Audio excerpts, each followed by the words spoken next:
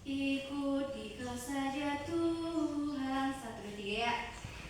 Ikuti kau saja Tuhan, jalan damai bagiku. Aku selamat dan sentosa hanya oleh darah-Mu.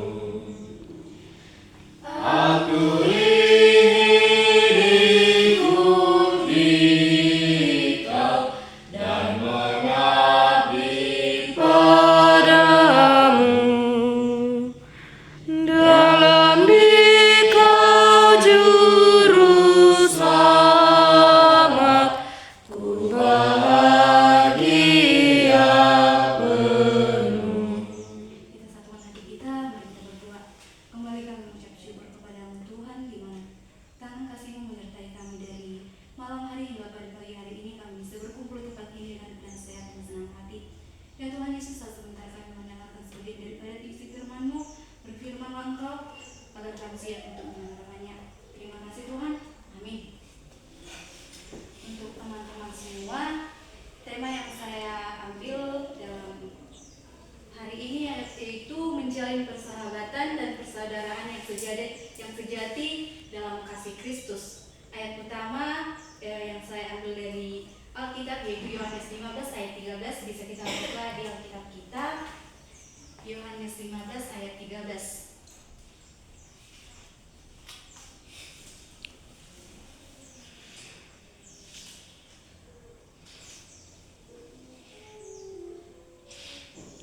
Kita bisa membacanya secara bersama-sama.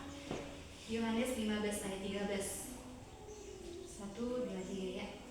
Tidak ada kasih yang lebih besar daripada kasih seorang yang memberikan nyawanya untuk sahabat-sahabatnya. Oke, kita sebagai teman di sini kita saling berbagi suka dan duka untuk mendukung dalam kesulitan dan merayakan kebahagiaan kita bersama-sama. Tetapi ada satu hal yang lebih dari sekedar persahabatan duniawi, yaitu persahabatan dalam kasih Kristus.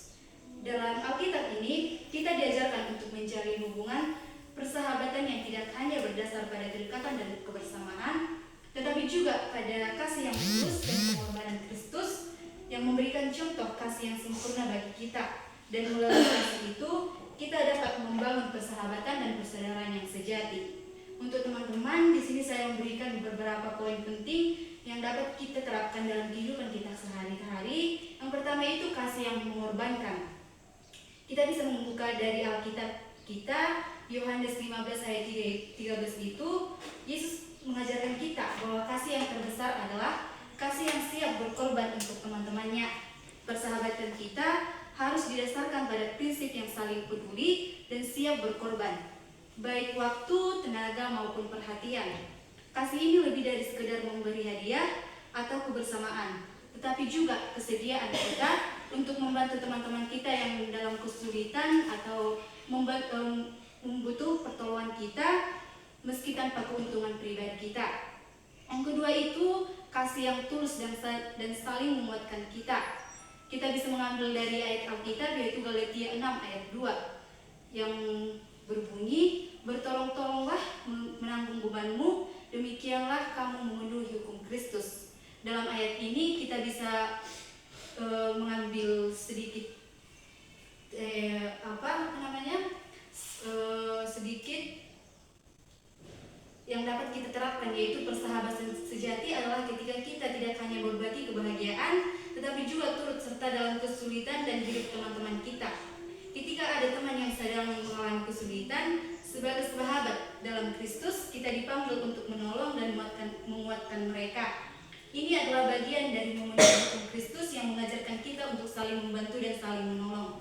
Yang ketiga itu menghargai dan mengasihi sesama.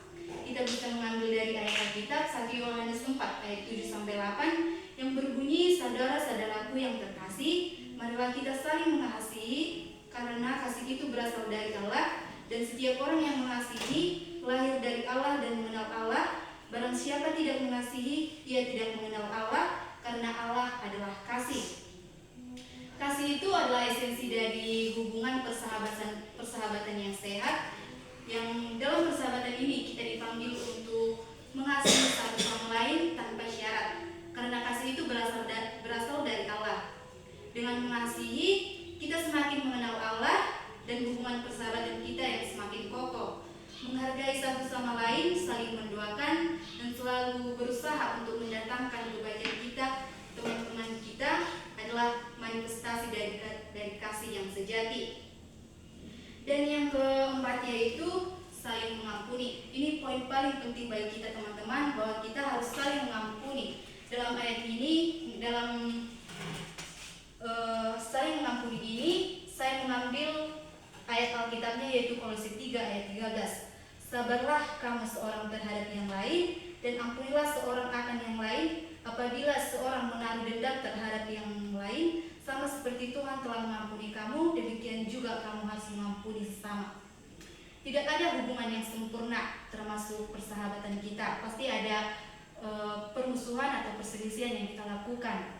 Terkadang kita mungkin terluka atau kecewa oleh teman kita, namun kita sebagai orang Kristen, kita dipanggil untuk saling mengampuni. Kasih dalam persahabatan sejati mencakup kemampuan untuk melepaskan rasa sakit dan kesalahan. Seperti Tuhan yang mengampuni kita, dengan saling mengampuni, kita menjaga hubungan kita tetap kuat dan damai. Kita sebagai sahabat dalam Kristus, kita tidak hanya berbicara tentang kehidupan kita satu sama lain, tetapi juga harus saling mendukung melalui doa. Berdoa bagi teman-teman kita dalam segala keadaan, baik saat mereka gembira maupun saat mereka dalam keadaan kesulitan, adalah cara kita untuk menunjukkan kasih dan perhatian kita. Jadi persahabatan dalam Kristus itu lebih dari sekedar hidup duniawi ya teman-teman. Inilah hubungan yang dibangun di atas kasih, yang mengorbankan, saling menguatkan, mengampuni, dan berdoa satu sama lain. Kita dapat membangun persahabatan yang sejati dan abadi, yang tidak hanya memberikan dampak di dunia ini, tetapi juga memuliakan Tuhan. Sekian yang dapat saya sampaikan. Semoga bermanfaat untuk kita semua